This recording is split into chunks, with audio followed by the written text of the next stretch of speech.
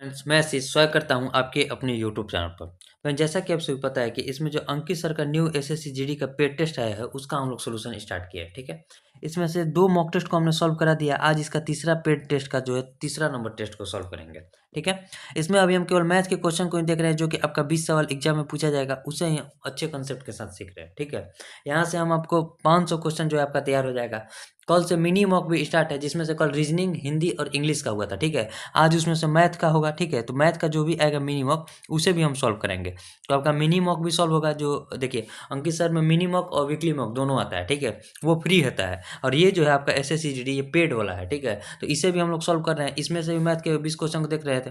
ठीक है, इसमें यहाँ 25 मॉक टेस्ट दिया है, यहाँ से आपका 500 क्वेश्चन तैयार होगा। मिनी मॉक और वीकली मॉक मिला दिया जाए तो लगभग 500 से 1000 क्वेश्चन वहाँ भी तैयार हो जाएगा। तो आपसे लगभग मतलब 1000 से लेकर 1500 तक आप अगर मैथ के क्वेश्चन को बना लीजिएगा तो आप आराम से एग्जाम में 20 में 20 कर लीजिएगा। ठीक है, अब आपके पास टाइम है नहीं तो आप ज़्यादा से ज़्यादा प्रैक्टिस पर मतलब टाइम दीजिए, तब तभी जाकर आपका टाइम कम होगा। ठीक है, मिनी मॉक देने से आपको ये फ़ायदा होगा कि आपका जो है टाइम मतलब कम होते जाएगा और आपका स्कोर जो है बढ़िया हो जाएगा। जितना आप टाइम मैथ और रीजनिंग पर दीजिएगा मतलब देखिए, हिंदी और जीके में से टाइम बचा कर ही आपको मैथ और रीजनिंग में टाइम देना है। और उसमें से भी रीजनिंग से ज़्यादा फास्ट आप मैथ बना सकते हैं। अगर आपका मैथ में कंसेप्ट बढ़िया है तो आप 15 से 20 मिनट के अंदर मैथ के सारे क्वेश्चन को सॉल्व कर सकते हैं। ठीक है, हम यहाँ आपको समझाते हुए बनाते हैं तो लगभग 25 से 30 मिनट का समय लगता है और वो कोशिश करते हैं कि आपको अच्छे से समझ में भी आए। ठीक है, यहाँ से हम पेड टेस्ट 3 को देखेंगे और आज जो आपका मिनी मॉक आएगा उसे भी हम सॉल्व करेंगे, तो उसे भी आप ज़रूर देखिएगा। ठीक है, अब देखिए, अब हम लोग इसे स्टार्ट करते हैं। स्टार्ट 1 और 2 हो गया है। आज पेड टेस्ट 3 है। इसका देखिए प्लेलिस्ट भी बना हुआ है तो आप प्लेलिस्ट जाकर चेक कर सकते हैं। ये देखिए एसएससी जीडी पेड टेस्ट 3 है। ठीक है, ये आपका पेड वाला है और मिनी मॉक और वीकली मॉक जो होता है फ्री होता है, तो उसे भी आप जरूर देखिए। और यहाँ से आप अगर आप पेड टेस्ट ले लिए हैं तो यहाँ से सोल्यूशन मतलब देखने के बाद आप फिर से प्रयास कीजिए, तभी जाकर आपका टाइम कम होगा। ठीक है, मेरे अनुसार बनेगा तो आपका क्वेश्चन आसानी से बनेगा भी और क्वेश्चन को कैसे पढ़ा जाता है वो भी हम आपको बताते हैं। ठीक है, अब देखिए, अब देखिए स्टार्ट करते हैं हम यहाँ से। चलिए स्टार्ट करते हैं और पूरा 20 क्वेश्चन को हम लोग अच्छे से देखते हैं। ठीक है, तो पूरा वीडियो जरूर देखिएगा। अगर आपको वीडियो समझ में आएगा तो इसे शेयर भी जरूर कीजिएगा ताकि और लोग जो भी एसएससी जीडी का तैयारी कर रहे हैं उनके लिए थोड़ा फायदा हो। ठीक है, तो चलिए स्टार्ट टेस्ट करते हैं। अब देखिए क्वेश्चन नंबर 1 क्या है हमारा। क्वेश्चन नंबर 1 कह रहा है, ये मैथ से ही आपका स्टार्ट है। कह रहा है क्वेश्चन में कि यदि जो है इतना जो है 11 से विभाजित है, यानी कि 5a7 2b जो है 11 से विभाजित है, तो हमसे b-a का मान पूछा है। देखिए, आपको 11 से विभाजिता का नियम पता होना चाहिए। पहले क्वेश्चन को लिखिए। क्वेश्चन में क्या दिया है, 5 है, a है, उसके बाद क्या है 7 2b है, 7 2b है। ठीक है, अब यहाँ समझिए ये संख्या जो है 11 से विभाजित है, तो 11 से विभाजिता का नियम कहता है अल्टरनेट अंक, यानी कि देखिए 5 को उठाएंगे तो a को छोड़ेंगे, 7 को जोड़ेंगे। ठीक है, और 7 के बाद b को। ठीक है, 5 और 7 कितना होता है, तो देखिए समझिए, 5 और 1 मिनट, 5 और 7 को जोड़ेंगे तो 12, 12 और प्लस का बी, इसको हम लोग जोड़ लेंगे 12 प्लस का बी। अब माइनस में, अब इन दोनों जो संख्या बची है उसको जोड़ेंगे तो माइनस में हो जाएगा ए और प्लस का 2 हो जाएगा। ठीक है, अब ये जो संख्या होनी चाहिए या तो 0 के बराबर होना चाहिए या फिर 11 का कोई मल्टीपल होना चाहिए। ठीक है, अब यहाँ से समझिए 12 और प्लस का बी और माइनस का ए हो जाएगा और माइनस का 2 हो जाएगा, बराबर किसके होगा, तो देखिए 0 रख कर भी देख लेते हैं और 11 रख कर भी देख लेते हैं, जिस पर हमारा आंसर आ जाए। ठीक है, अब 12 में से 2 गया, कितना बचा 10, यानी कि यहाँ बचा b और माइनस का a बराबर किसके हो जाएगा, प्लस का कितना हो जाएगा 10, बराबर अगर हम 0 लेते हैं तो क्या हो जाएगा, b माइनस का a बराबर -10 के बराबर हो जाएगा। ठीक है, -10 के बराबर हो जाएगा। लेकिन अगर हम b माइनस का a, ठीक है, b माइनस का a अब बराबर अगर हम 0 ना रख कर, देखिए 0 ना रख कर 11 रखते हैं, यानी कि प्लस का 10 अब बराबर हम रखते हैं 11 को, तो 11 को अगर रखेंगे तो यहाँ से b माइनस का a बराबर किसके हो जाएगा, तो 11 में से 10 क्या, 1 के बराबर। अब दोनों ऑप्शन हम लोग देख लेते हैं। देखिए यहाँ ऑप्शन में कहीं -10 का जिक्र नहीं है तो यह हमारा आंसर होगा नहीं। यहाँ से ऑप्शन जो b-a का मान 1 के बराबर आ रहा है जो कि ऑप्शन नंबर सी में दिया है, तो यही जो हो जाएगा हमारा राइट आंसर हो जाएगा। तो ऑप्शन सी पर हम लोग क्लिक करेंगे और आगे बढ़ जाएंगे। ठीक है, उम्मीद है आपको समझ में जो है आ गया होगा। अब देखिए नेक्स्ट क्वेश्चन। क्वेश्चन करें कि दो संख्याओं का गुणनफल इतना है, उनका महत्तम समापवर्तक 6 है, तो उन संख्याओं का लघुत्तम समापवर्तक कितना होगा, समझिए। अब यहाँ से अगर पहली संख्या और दूसरी संख्या का जो गुणनफल बराबर किसके होता है, तो एचसीएफ और एलसीएम के बराबर होता है, ठीक है। अब यहाँ से देखिए हमारे दोनों संख्या का गुणनफल किसके मान के बराबर दिया है, तो 6552 के बराबर दिया है, 6552 के बराबर। और यहाँ से एचसीएफ का मान 6 दिया है, हमसे एलसीएम का मान पूछ रहा है, तो सिंपल इसे कटा दीजिए। कटाएंगे तो कितना हो जाएगा, 6 एकम 6, 5 5 तो 0 हो जाएगा, 6 9 54 हो जाएगा, और 6 दूनी का 12 हो जाएगा। यानी कि एलसीएम बराबर जो निकल कर आ जाएगा हमारे पास 1092 निकल कर आ जाएगा। अब देखिए 1092 किस ऑप्शन में है, तो ऑप्शन नंबर डी में है, तो ऑप्शन डी जो हो जाएगा यहाँ से राइट आंसर हो जाएगा, ठीक है। उम्मीद है आपको समझ में जो है आ गया होगा। अब देखिए next question, question number 3। Question number 3 में कह रहा है कि एक मिश्रण में दूध और पानी का अनुपात 7:9 है, ठीक है। मिश्रण में कुछ दूध मिलाया जाता है जिसके कारण दूध और पानी का अनुपात 11:9 हो जाता है। प्रारंभिक मिश्रण के प्रतिशत के रूप में मिश्रण में कितना दूध मिलाया गया, अब समझिए। पहले देखिए कुछ मिल्क है मिश्रण में और कुछ वाटर है, ठीक है। पहले उनका अनुपात दिया था 7:9, उसमें कुछ दूध मिलाया गया जिससे अनुपात हो गया 11:9। तो जब दूध मिलाया तो वाटर को बराबर करना पड़ेगा, जो कि यहाँ बराबर है। अब देखिए पहले दूध था 7, अब हो गया 11, यानी कितना बढ़ गया 4। अब प्रारंभिक मात्रा में टोटल मिश्रण कितना था, तो 9 और 7 16 था, इतना जो है बढ़ गया है। 4 और 4 जो है 16 का कितना परसेंट है, यही हमसे क्वेश्चन में पूछ रहा है। बस बता दीजिए, 4 से इसको कटा देंगे 4, और 4 से इसको कटाएंगे कितना, पहले इसकी प्रारंभिक मात्रा से जो है दूध 25% ज़्यादा, 25% जो है मिलाया गया है। यानी क्वेश्चन देखिए प्रारंभिक मिश्रण के प्रतिशत के रूप में मिश्रण में कितना दूध मिलाया गया है, तो प्रारंभिक मिश्रण में टोटल था 16 और उसमें दूध कितना मिलाया गया है 4, तो 4/16 यानी कि 25% जो है दूध मिलाया गया है, जो कि ऑप्शन नंबर किस में है, ऑप्शन नंबर बी में है। तो ऑप्शन बी पर हम लोग क्लिक कर देंगे, ठीक है। अब देखिए next question, question number 4। Question वो कह रहा है कि सिंपल इसे सॉल्व करना है, तो सॉल्व कीजिए।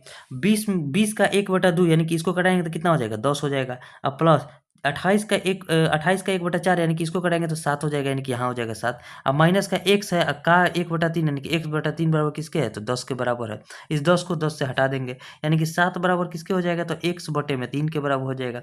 यानी कि यहाँ से जो x का मान कितना निकल कर आ जाएगा, तो 7 3 21, x का मान ही हमसे पूछ रहा था, तो 21 जो हो जाएगा इस क्वेश्चन का राइट आंसर हो जाएगा, जो कि ऑप्शन नंबर ए में दिया है, ठीक है।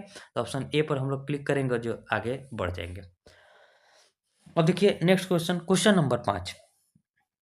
क्वेश्चन नंबर 5 में है कि यदि एक अर्धगोले का व्यास 63 सेंटीमीटर है तो अर्धगोले का आयतन कितना हो जाएगा। तो अर्धगोले का आयतन का आपको फॉर्मूला याद होना चाहिए, क्या होता है, तो 2/3, ठीक है, 2/3 पाई आर क्यूब, यही होता है पाई आर क्यूब। अब यहाँ समझिए 2/3 को लिख देंगे और पाई की जगह क्या लिखेंगे, 22/7, ठीक है। पाई का मान किसके बराबर होता है, 22/7 के बराबर होता है, ठीक है। उसके बाद व्यास है, वो व्यास अगर 63 है तो त्रिज्या कितना होगा, तो व्यास का आधा यानी कि 63/2 हो जाएगा, और इसी को 3 बार लिख देना है, 63/2 और एक बार और 63/2 हो जाएगा। अब इसी से काटना है और आपका आंसर जो है आ जाएगा। देखिए 7 से इसको कटेंगे, 7 3 21 कितना होता है, 63 होता है, ठीक है। 2 से इसको कटेंगे तो हमारा 11 हो जाएगा, और 2 से ये 1 2 कट जाएगा। अब यहाँ समझिए अगर इसको हम 2 ना लिखकर 5 से गुना कर दें, यहाँ समझिए 2 को अगर हम ऊपर नीचे 5 से गुना कर देंगे, यानी कि नीचे में भी हम 5 से गुना कर दें और ऊपर में भी कहीं 5 से गुना कर दें, तो हमारे नीचे में 10 बन जाएगा, जो कि हमारे लिए थोड़ा आसान होगा, ठीक है। अब यहाँ से देखिए 5 3 15 हो जाएगा, यानी कि ऊपर में बचा 11 गुना का 15 और गुना 63 का स्क्वायर कितना होता है, तो 33 के 9 हो जाएगा, ठीक है। और 33 के 9 36 18 और 18 कितना होता है 36, 36 18 18 36 हो जाएगा। तो 36 का यहाँ लिख देंगे 6, हाथ में लगा 3, 6 जाएगा 36 और 3 39, 3969 आ गया। 63 का स्क्वायर कितना होता है 3969। अब इसे सिंपल गुना कीजिए, आपका आंसर, और नीचे में देखिए 5 दूनी का 10 है तो 10 कर दिए। अब यहाँ से देखिए अब गुना कीजिए, इकाई अंक से तो आंसर आएगा नहीं, क्योंकि इकाई अंक के स्थान पर सभी में 5 है। अब यहाँ देखिए लेकिन दहाई अंक से हमारा आंसर आ जाएगा, तो हमें दहाई अंक तक पहुँचता है। अब देखिए 15 में पहले 9 से गुना कीजिए, 15 में 9 से गुना करेंगे तो 15 9 135, हाथ में लगा 13, 15 छक्का 90 और 13 103, हाथ में लगा 10, 15 9 135 और 10 145, हाथ में लगा 14, 15 3 45, 45 और 14 कितना होता है, तो 59 होता है, तो यहाँ 59 कर देंगे। अब गुना 11 है और नीचे में 10 हो जाएगा, ठीक है। आपको थोड़ा कैलकुलेशन तो फास्ट रखना पड़ेगा। अब 11 से गुना का नियम देखिए, यहाँ इकाई अंक को पहले लिख लेंगे, फिर ठीक है, फिर अगले साथ जोड़ेंगे 5 और 3 8। अब हमें दहाई अंक का ही जरूरत था। अब देखिए नीचे में 10 से भाग देंगे तो 1 पॉइंट बैठ जाएगा, यानी कि 5 के जस्ट पहले 8 आना चाहिए। 5 के जस्ट पहले यहाँ 8 नहीं है, यहाँ है, यहाँ भी नहीं है और यहाँ भी नहीं है, तो ये 3 ऑप्शन हमारा जो है कट गया। तो बचा ऑप्शन जो हो जाएगा, इसको गुना कीजिएगा तो 65,488.5 जो हो जाएगा इस क्वेश्चन का राइट आंसर हो जाएगा, ठीक है। तो आपको ऑप्शन भी देखते हुए चलना है। अगर इकाई से आंसर नहीं आ रहा है तो दहाई से आपका जरूर आंसर आ जाएगा, तो इसे भी हम लोग चेक करते रहना, ठीक है। यहाँ से राइट आंसर ऑप्शन बी हो जाएगा। ऑप्शन ऑप्शन नंबर सी हो जाएगा। तो ऑप्शन सी जो हो जाएगा, देखिए इसी को ध्यान में रखना है, बना हुआ क्वेश्चन ऑप्शन ए ये है, ऑप्शन बी ये है, ऑप्शन सी, ऑप्शन डी, तो हमें इसको देखना है, ऑप्शन सी पर क्लिक करना है, ठीक है। यानी तो बना हुआ क्वेश्चन आपसे गलत हो जाएगा। तो ऑप्शन सी पर हम लोग क्लिक करेंगे, जो है आगे बढ़ जाएंगे। अब देखिए next question, question number 6। Question करें कि अपनी 11वीं पारी में एक बल्लेबाज 77 रन का स्कोर बनाता है, जिससे उसका औसत स्कोर 3 बढ़ जाता है। 11वीं पारी के बाद उसका औसत स्कोर क्या है? अब समझिए, 11वीं पारी के बाद उसका औसत स्कोर बताना है। और देखिए 11वीं पारी में उसने 77 रन बनाया, तो अब टोटल पारी में जो 3-3 रन की वृद्धि हो गई, यानी कि 33 रन जो है उसने एक्स्ट्रा बना दिया। ये रन उसका जो हो जाएगा वो एक्स्ट्रा रन है, ठीक है, एक्स्ट्रा रन है। अगर वो 77 रन बनाया है, अगर इस 33 रन को नहीं भी बनाता तो औसत को मैनेज कर लेता, यानी कि 7 में से 3 गया 4 और 7 में से 3 गया 4। अगर वो 33 रन को नहीं भी बनाता तो वो जितना औसत, यानी कि 44 का औसत से रन मार रहा था, तो 44 का औसत को बराबर कर लेता। ये देखिए, ये जो औसत है हमारा 11वीं पारी से पहले का औसत है, यानी कि 11वीं पारी से जो है पहले का औसत है। तो हमसे पूछ रहा है 11वीं पारी के बाद का औसत क्या हो जाएगा। तो अभी देखिए, अभी 44 है और 3 रन के औसत में वृद्धि हो गया है, तो 44 और 3 कितना हो जाएगा? 47, यानी कि 47 जो हो जाएगा 11वीं पारी के बाद उसका औसत स्कोर कितना हो जाएगा? 47। 47 किस ऑप्शन में है? तो ऑप्शन को देख लेते हैं। 47 यानी कि देखिए 47 यानी कि ऑप्शन नंबर सी जो हो जाएगा इस क्वेश्चन का राइट आंसर हो जाएगा। अगर आप 44 को लगाते हैं तो अब बना हुआ क्वेश्चन गलत मार दीजिएगा। ये 44 जो है 11वीं पारी से पहले का औसत है, और 11वीं पारी से बाद का औसत जो हो जाएगा 3 रन की वृद्धि हो जाएगी, यानी कि 47 का जो हो जाएगा उसका औसत हो जाएगा, ठीक है। अब देखिए next question, question number 7। Question करें, उस समकोण त्रिभुज के क्षेत्रफल की गणना कीजिए जिसका आधार 22 सेंटीमीटर और उसका आधार के संगत ऊंचाई 15 सेंटीमीटर है। बस त्रिभुज के क्षेत्रफल का फॉर्मूला क्या होता है? तो half base into height, 1/2 into B into का इंच हो जाएगा, ठीक है। 1/2 बी की जगह क्या लिखेंगे? तो 22, और इंच की जगह क्या लिखेंगे? तो 15, ठीक है। 2 से इसको कटाएंगे तो कितना हो जाएगा? 11, 15 11 है 165 होता है, तो 165 जो हो जाएगा इस क्वेश्चन का राइट आंसर हो जाएगा, जो कि ऑप्शन नंबर डी में दिया है, ठीक है। तो ऑप्शन डी पर हम लोग जो है क्लिक कर देंगे। अब देखिए next question, question number 8। Question number 8 में है कि इसका चतुर्थ अनुपाती निकालना है। सिंपल आप निकालिए, तो क्या लिखेंगे? 144 है तो 144 कर देंगे, बटे में 192 हो जाएगा, बराबर किसके हो जाएगा? तो 216, ठीक है। 216 और बटे में x के बराबर हो जाएगा, ठीक है। 12 से इसको कटाएंगे तो 12 हो जाएगा, और 12 से इसको कटाएंगे तो 12 एकम 12, ठीक है। 9 6 12 8 96 हो जाएगा। 6 से इसको कटाएंगे तो 2, ठीक है। 6 से इसको कटाएंगे तो 2, और 6 से इसको कटाएंगे तो 3 हो जाएगा, और 2 से इसको कटाएंगे 2 9 18, 2 6 12 हो जाएगा। अब x बराबर कितना हो जाएगा? तो 96 इंटू का 3, 96 इंटू 3 कितना होता है? तो 3 छक 18, 3 9 27, 27 और 1 28, 288 जो हो जाएगा इस क्वेश्चन का चतुर्थ अनुपाती हो जाएगा, जो कि ऑप्शन नंबर बी में दिया है, ठीक है। उम्मीद है आपको समझ में जो है आ गया होगा। अब देखिए next question, question number 9। Question number 9 में है कि एक नाव धारा के विपरीत दिशा में एक निश्चित दूरी तय करने में 10 घंटे का समय लेती है, ठीक है। जबकि धारा की दिशा में उसी दूरी को तय करने में 7 घंटे का समय लेती है। नाव की चाल और जल धारा के चाल के बीच क्रमशः कितना अनुपात होगा? अब समझिए, एक जो है नाव जो है धारा के विपरीत चल रही है, और वही नाव जो है धारा की दिशा में चल रही है, ठीक है। अब टाइम का रेशियो क्या है? जब डिस्टेंस सेम है तो टाइम का रेशियो क्या है? तो जब धारा के विपरीत चल रही है तो 10 घंटे का समय ले रही है, और धारा के जो साथ में चल रही है तो 7 घंटे का समय ले रही है, ठीक है, 7 घंटे का। तो जो टाइम का रेशियो होता है उसके जस्ट अपोजिट स्पीड का रेशियो होगा, अगर आपका डिस्टेंस सेम है तो, यानी कि इसका स्पीड हो जाएगा 7 का और इसका स्पीड हो जाएगा 10 का। अब समझिए, अब बी प्लस एस यानी कि धारा की चाल और नाव की चाल आपस में जोड़ने पर उसका स्पीड कितना आता है? तो 10 आता है, ठीक है। और वहीं धारा की चाल और नाव की चाल और धारा की चाल को विपरीत जाने में कितना कितना का चाल रहता है? तो 7 का।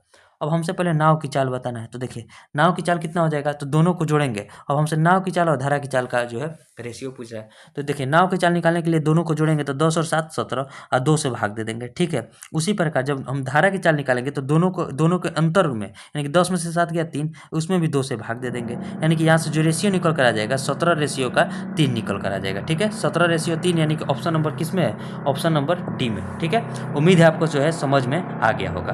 अब देखिए नेक्स्ट क्वेश्चन को देखते हैं। देखिए क्वेश्चन नंबर 10 में क्या कह रहा है? क्वेश्चन है कि यदि ए और बी की आयु का अनुपात 3:4 है और उनकी आयु का योग 28 है तो बी की आयु, काफ़ी सिंपल सवाल है।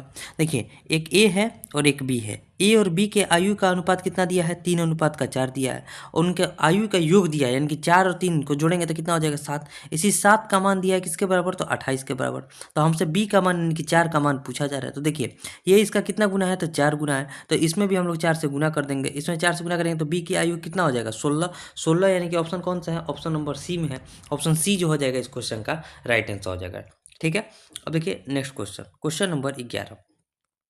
क्वेश्चन नंबर 11 है कि एक कार क्रमशः 20 kilometre per hour, 40 kilometre per hour, 60 kilometre per hour की चाल से 2 किलोमीटर की 3 क्रमिक दूरियां तय करती है, तो कार की औसत चाल क्या है? देखिए समझिए, इस 2 किलोमीटर क्या कर रहा है कि समान दूरी चल रही है, मतलब 20 के स्पीड से भी चल रही है, तो उतना ही डिस्टेंस कि यहाँ डिस्टेंस जो है तीनों जगह बराबर है।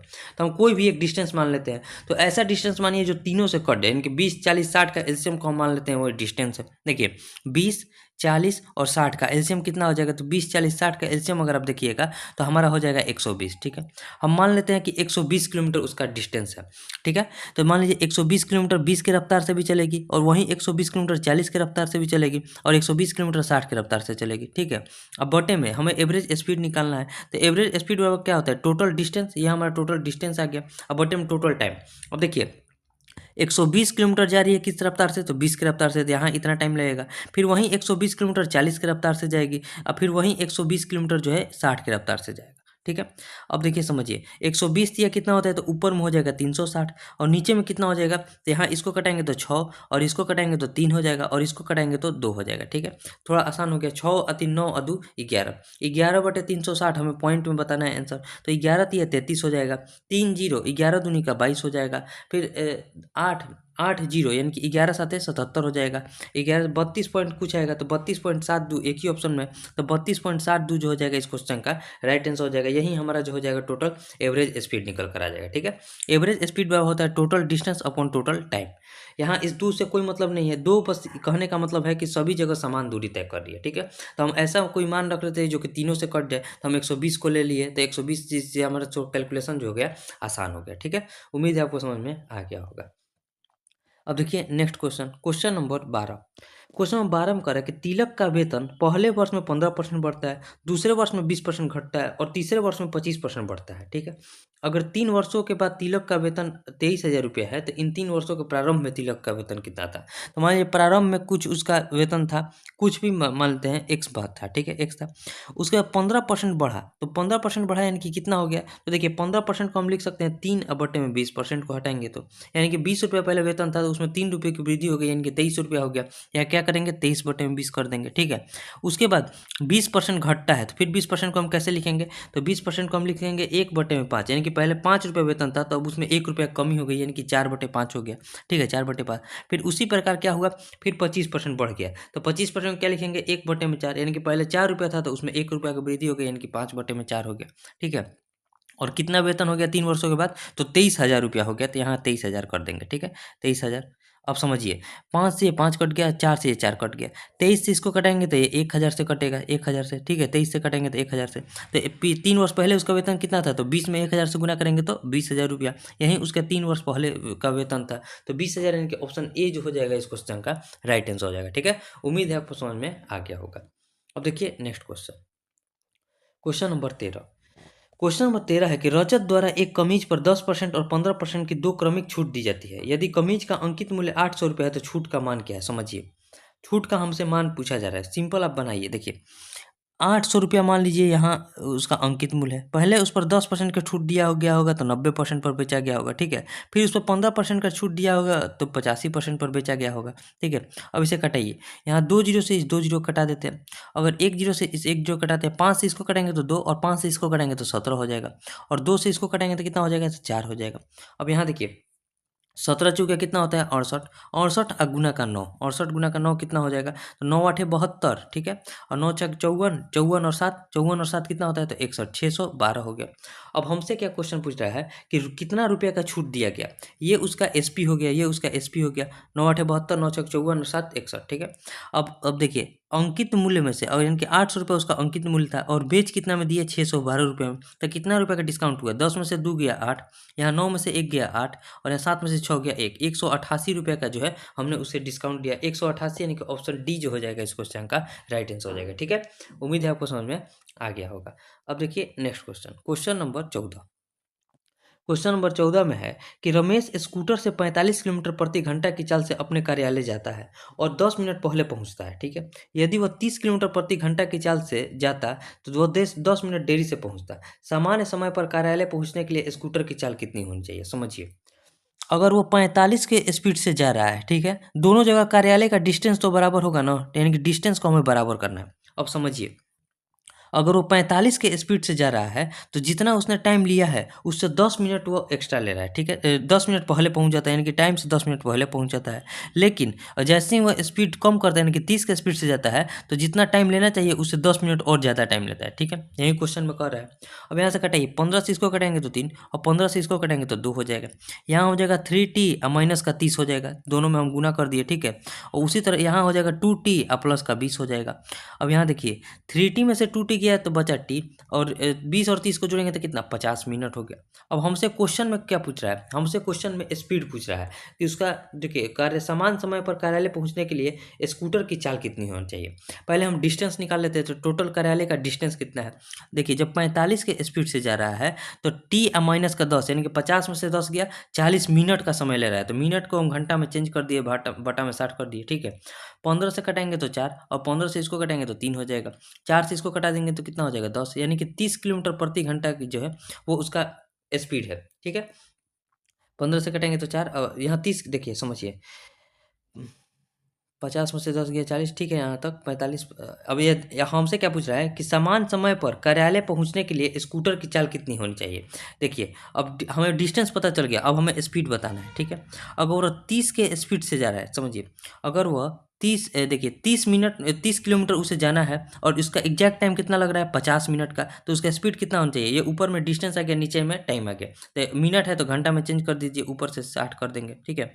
एक जीरो से एक जीरो कटेंगे, 5 से इसको कटेंगे तो कितना हो जाएगा, 12, 12 तो ये कितना हो जाएगा, 36, 36 किलोमीटर पर आवर जो होना चाहिए उसका जब स्पीड रहेगा तो वह कार्यालय समान समय पर पहुंचेगा। अब क्वेश्चन एक बार फिर से समझिए, हमें बताना था समान समय पर कार्यालय पहुंचने के लिए उसका स्पीड क्या होना चाहिए। समझिए, पहले यहाँ से हमने टाइम निकाल लिया कि अगर वो 50 मिनट में कार्यालय पहुंचता है, उसका एग्जैक्ट टाइम 50 मिनट लगता है, ठीक है। और जैसे ही डिस्टेंस हम पता किए, यहाँ से डिस्टेंस बराबर क्या हो जाएगा, तो कहीं एक मान रख लेंगे, तो डिस्टेंस कार्यालय तक का 30 किलोमीटर है। अब उसे 30 किलोमीटर की दूरी को जो है 50 मिनट में तय करना है, तो उसका स्पीड कितना निकल कर आ जाएगा, 36 का। तो 36 के स्पीड से जब चलेगा तो वो कार्यालय समान समय पर पहुंच जाएगा, ठीक है। उम्मीद है आपको समझ में आ गया होगा। 36 यानी कि ऑप्शन बी जो हो जाएगा इस क्वेश्चन का राइट आंसर हो जाएगा। अब देखिए नेक्स्ट क्वेश्चन, क्वेश्चन नंबर 15, बहुत बढ़िया क्वेश्चन था। अब देखिए, ये क्वेश्चन क्या करे कि यदि पेट्रोल की कीमत में 28% की वृद्धि होती है तो उपभोक्ता द्वारा खपत में कितने परसेंट की कमी की जानी चाहिए यदि पेट्रोल पर व्यय अपरिवर्तित रहता है। अब समझिए, 28% की वृद्धि हो गई, यानी कि 100 रुपये से पेट्रोल कितना हो गया, 128 रुपया हो गया। तो अब देखिए, अब कह रहा है कि 128 रुपये से कितना पेट्रोल कम करना चाहिए, तो देखिए 28 कम करना चाहिए। अब किससे कम करना चाहिए, तो इस 128 से कम करना चाहिए। हमें परसेंटेज में बताना है तो 100 से गुना करना पड़ेगा। अब 4 से इसको कटाएंगे तो हो जाएगा 7, और 4 से इसको कटाएंगे तो 4 3 12, 4 दूनी का 8 हो जाएगा। फिर 4 से इसको कटाएंगे तो 8 हो जाएगा, और 4 से इसको कटाएंगे तो हो जाएगा 25, ठीक है। अब तो कटेगा नहीं, 25 साथ कितना होता है, 175, 175 बटे में 8 कितना हो जाएगा, तो 8 दूनी का 16, 1 5, 1 5 हो जाएगा, तो 8 एकम 8, 7 जीरो, 7 जीरो, तो 8 8 8 64, 6 जीरो, यानी कि 21.88% जो हो जाएगा इस क्वेश्चन का, 6 जीरो। फिर यहाँ से एक, यहाँ देखिए 21 दशमलव समथिंग आएगा, तो 21.88%, यानी कि ऑप्शन नंबर बी जो हो जाएगा इस क्वेश्चन का राइट आंसर हो जाएगा, ठीक है। इसे कैलकुलेट कर लीजिएगा, तो 21.88% ऑप्शन बी। अब देखिए next question, question number 16, question number 16 में है कि एक वस्तु जिसका क्रय मूल्य 500 रुपये है 17% की हानि पर बेची जाती है, यदि उस वस्तु के मूल्य में 20% की कमी की जाती है तो विक्रय मूल्य ज्ञात कीजिए। अब समझिए, मान लीजिए वस्तु का क्रय मूल्य कितना है, तो 500 रुपया है, उसे 17% की हानि पर बेची जाती है, यानी कि उसे बेचा कितना में गया। अब कह रहा है कि मूल्य में 20% की और कमी की जाती है, यानी कि पहले तो 17% कम में बेचा गया, यानी कि 17% कम में बेचा जाएगा तो कितना में बेचा जाएगा, तो 83% पर बेचा जाएगा। फिर 20% का और कमी कर दिया गया, यानी कि 80% पर बेचा गया, तो एग्जैक्ट उसका विक्रय मूल्य कितना हो जाएगा, यही हमें बताना है। यहाँ 2 जीरो से 2 जीरो कटा देंगे, अगर इसको 1 जीरो से 1 जीरो कटाते हैं, यहाँ हो जाएगा 5, 2 से कटाएंगे तो यहाँ हो जाएगा 4, यहाँ हो जाएगा 4 हो जाएगा। अब इसको देखिए, 5 से ये 5 कट गया, 83 चौके कितना होता है, तो 4 3 12, 4 8 32 और 1 33, 332 रुपया में जो है बेचना पड़ेगा। 332 यानी कि ऑप्शन नंबर डी जो हो जाएगा इस क्वेश्चन का राइट आंसर हो जाएगा, ठीक है। उम्मीद है आपको समझ में आ गया होगा। अब देखिए next question, question number 17, question number 17 है कि एक निश्चित राशि 20 वर्षों में 6 गुनी हो जाएगी, उस राशि को 5 गुना होने में कितना समय लगता है। ये प्रत्येक मामले में साधारण ब्याज की दर समान है। अब समझिए, 20 वर्ष में 6 गुनी हो जाएगी, यानी कि 1 रुपया जो हो जाएगा 6 रुपया हो जाएगा। ये प्रिंसिपल हो जाएगा और ये अमाउंट हो जाएगा। यानी कि एसआई कितना बढ़ा, तो एसआई कर रहे हैं 5 रुपया बढ़ गया, ठीक है। 5 रुपया बढ़ने में उसे टाइम कितना लगा, तो 20 ईयर्स लगा, 20 ईयर्स लगा। अब उसी प्रकार कह रहे कितने वर्ष में वो 5 गुनी हो जाएगी, यानी कि 1 रुपया जो है कितना वर्ष में 5 रुपया हो जाएगा। तो एसआई कितना बढ़ना चाहिए, तो एसआई बढ़ना चाहिए 4, ठीक है। एसआई बढ़ना चाहिए 4। तो हमें बताना है, देखिए 5 बढ़ने में 20 वर्ष लग रहा है, तो 4 बढ़ने में कितना लगेगा, तो क्या करेंगे, तो 5, देखिए 5 बटे में 20 और गुना का 4 हो जाएगा, यही हो जाएगा ना। देखिए यहाँ समझिए, एक बार फिर से आपको समझाते हैं, एक सेकंड। देखिए 5 रुपया बढ़ने में 20 वर्ष लगा है, तो 4 रुपया बढ़ने में कितना समय लगेगा, तो यहाँ करेंगे, यहाँ उल्टा कर दिए हैं, देखिए। तो यहाँ क्या करेंगे, तो 20 अब बटे में 5 और गुना का 4 हो जाएगा, गुना का 4 इतना समय लगेगा। तो 5 से इसको काटेंगे तो 4, और 4 चौके कितना होता है 16 ईयर्स, यानी कि 16 साल में जो है वो राशि अपने आप का 5 गुना हो जाएगी, जो कि ऑप्शन नंबर डी में है। समझिए 5 रुपया बढ़ने में 20 वर्ष लग रहा है, तो 4 रुपया बढ़ने में कितना समय लगेगा, तो 20 बटे में 5 गुना का 4, यानी कि 16 वर्ष लगेगा, ठीक है। उम्मीद है आपको समझ में आ गया होगा, काफ़ी बढ़िया क्वेश्चन है। अब देखिए नेक्स्ट क्वेश्चन, क्वेश्चन नंबर 18। मोहित एक काम के 2/3 भाग 24 दिन में कर सकता है, तो वह उस काम का 1/9 भाग कितना दिन में करेगा।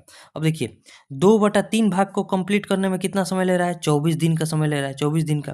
तो हमसे पूछ रहा है कि वह उस काम का 1/9 भाग कितने दिन में करेगा, 1/9 भाग। तो क्या करेंगे, 24 बटे में 2 और बटे में 3 है, तो ऊपर में 3 हो जाएगा, और गुना का 1/9 हो जाएगा, ठीक है। 3 से इसको कटेंगे तो 3 हो जाएगा, 3 दूनी का 6, 6 चौके 24, यानी कि 4 दिन का समय लगेगा। 4 दिन, यानी कि ऑप्शन नंबर बी जो हो जाएगा इस क्वेश्चन का राइट आंसर हो जाएगा, ठीक है। उम्मीद है आपको समझ में आ गया होगा। अब देखिए next question, question number 19। Question number 19 में है कि चक्रवृद्धि ब्याज की एक निश्चित दर पर 3,000 रुपये की राशि 2 वर्ष में 4320 रुपये हो जाती है, तो 4 वर्ष बाद यह राशि कितनी हो जाएगी। देखिए 3,000 रुपया कितना हो गया, तो 3,000 रुपया हो गया 4320 रुपया, 4320 रुपया। यहाँ समझिए, तो यहाँ से पहले हम रेट निकाल लेते हैं कि 2 वर्ष में हो रहा है ये प्रिंसिपल, ये अगर ये प्रिंसिपल है, ये अमाउंट है, तो 2 वर्ष में हो रहा है, तो उसका रूट निकालना पड़ेगा। 1 जीरो से 1 जीरो कटेंगे, 3 से कटेंगे तो यहाँ बचेगा 100, और 3 से यहाँ कटेंगे तो यहाँ बचेगा 3, 3 से कटाइए, देखिए 3 से कटेंगे 3 एकम 3 हो जाएगा, 1 3, 3 चौके 12 हो जाएगा, 3 चौके 12। अब इसका रूट ओवर निकाल दीजिए, यानी कि 10 रुपया जो हो गया कितना रुपया हो गया, 12 रुपया हो गया। तो कितना रुपया, अब रेट निकाल दिए, देखिए 2 रुपया बड़ा है किस पर, तो इस मूलधन पर, यानी कि 10 पर, और गुना 100, 100 हो जाएगा। 1 जीरो से 1 जीरो कटेंगे तो हमारे पास निकल कर आ गया 20% का रेट निकल कर आ गया। अब हमसे पूछ रहा है कि 4320 रुपया कितना रुपया हो जाएगा, मतलब 3,000 रुपया 4 वर्ष में कितना हो जाएगा। अब रेट हमें पता चल गया, बस 4320 पर अगले 2 वर्ष के लिए निकाल दीजिए। अगले 2 वर्ष के लिए निकालेंगे तो 20% के हिसाब से निकालेंगे तो कितना हो जाएगा, 5 बटे में 6 और गुना के, एक सेकंड, 20% कम लिखेंगे 1/5, यानी कि 6 बटे में 5 और गुना के 6 बटे में 5, ठीक है। अब इसको सॉल्व कर दीजिए, सॉल्व करेंगे तो क्या आएगा, देखिए 5 से पहले इसको घटाते हैं, 5 से जब इसको घटाएंगे तो कितना हो जाएगा, 5 से कटाइए, थोड़ा छोटा हो जाएगा, 5 आठे 40 हो जाएगा, ठीक है। 3 दू 5 छः 30 हो जाएगा, 5 चौके 20 हो जाएगा। अब तो कटेगा नहीं, अब देखिए नहीं कटेगा ना, तो सीधे इसमें भी 2 से गुना कर दीजिए और ऊपर भी 2 से गुना कर दीजिए, इकाई अंक के स्थान पर से आंसर आ सकता है, देखते हैं। तो देखिए यहाँ हो जाएगा, देखिए 6 से 6 4 छः 24, 4 और 4 छः 24, 4 4 दूनी का 8, इकाई अंक के स्थान पर तो 8 आएगा, तो इकाई अंक से आंसर नहीं आएगा हमारे पास, दहाई अंक से लेकिन आंसर आ जाएगा।